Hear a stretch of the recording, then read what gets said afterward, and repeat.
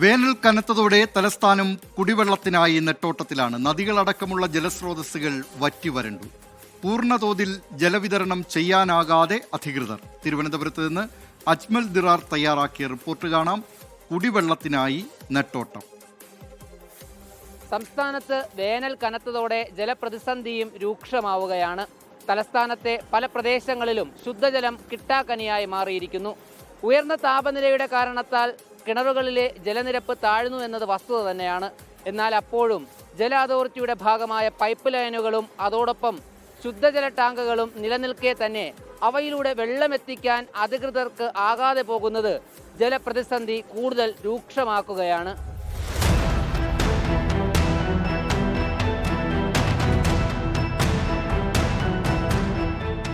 തലസ്ഥാനത്തെ ജലദൗർലഭ്യം നഗരഗ്രാമ വ്യത്യാസങ്ങളില്ലാതെ ബാധിച്ചിരിക്കുകയാണ്.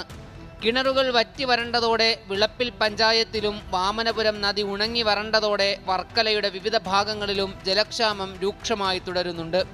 കൂടാതെ ജല അതോറിറ്റിയുടെ ശുദ്ധജല വിതരണം മുടങ്ങിയതോടെ അണ്ടൂർക്കോണം പഞ്ചായത്തിലും നഗരത്തിലെ ആറ്റുകാൽ വാർഡിലും അടക്കം ജനങ്ങൾ കുടിവെള്ളത്തിനായി നെട്ടോട്ടത്തിലാണ്. വിളപ്പിൽ പഞ്ചായത്തിലെ കാരോട് പ്രദേശത്ത് വാട്ടർ ടാങ്കിന്റെ നിർമ്മാണം തുടങ്ങിയിട്ട് നാളൊരുപാടായി.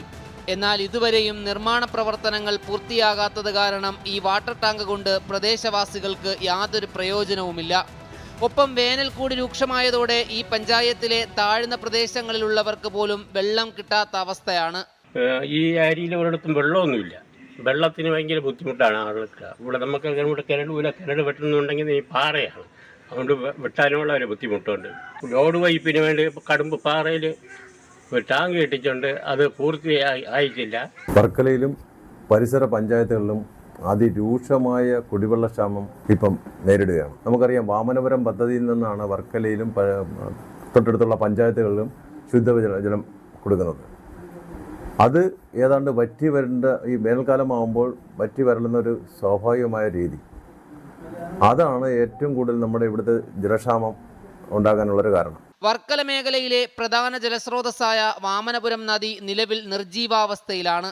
ഇത് വെട്ടൂർ, ഇടവ, ഇലകമൺ തുടങ്ങിയ പഞ്ചായത്തുകളെ പ്രതിസന്ധിയിലാക്കിയിട്ടുണ്ട്. ഒപ്പം ജല അതോറിറ്റിയുടെ ജലവിതരണം നിലച്ചതടക്കമുള്ള കാരണങ്ങൾ അണ്ടൂർക്കോണം പഞ്ചായത്തിലെ ആയിരങ്ങളെ ജലക്ഷാമത്തിലേക്ക് തള്ളിവിട്ടിട്ടുമുണ്ട്. നമുക്ക് വെള്ളവും കിട്ടുന്നില്ല.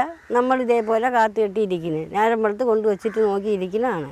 ഇത്ര നേരം വെള്ളവും ഇല്ല, ഒന്നുമില്ല. കുടിവെള്ളം നമ്മൾ ചിലപ്പോൾ പൈസയ്ക്ക് വാങ്ങിക്കുകയും ചെയ്യും. അതിവിടെ ഒരാൾ സ്ഥിരമായിട്ട് കൊണ്ടുവരും. ഒരു ടാങ്ക് വെള്ളം കൊണ്ടുവരുന്നത് 350 രൂപയാണ്. മേൽപ്പറഞ്ഞവ ജലാശയങ്ങളും വയലുകളുമുള്ള ഗ്രാമങ്ങളുടെ അവസ്ഥയാണെങ്കിൽ നഗരഹൃദയത്തിലെ ആറ്റുകാൽ വാർഡിലെ പുത്തൻകോട്ടയും വടക്കേക്കോട്ടയും വട്ടവിളയുമൊക്കെ മാസങ്ങളായി അനുഭവിക്കുന്നത് ഇതിനേക്കാൾ രൂക്ഷമായ ജലക്ഷാമമാണ്.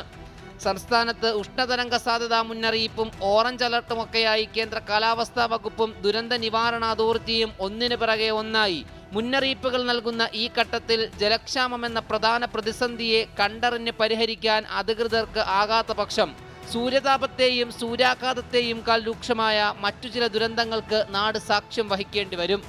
അജ്മൽ ദിറാർ, 24, തിരുവനന്തപുരം.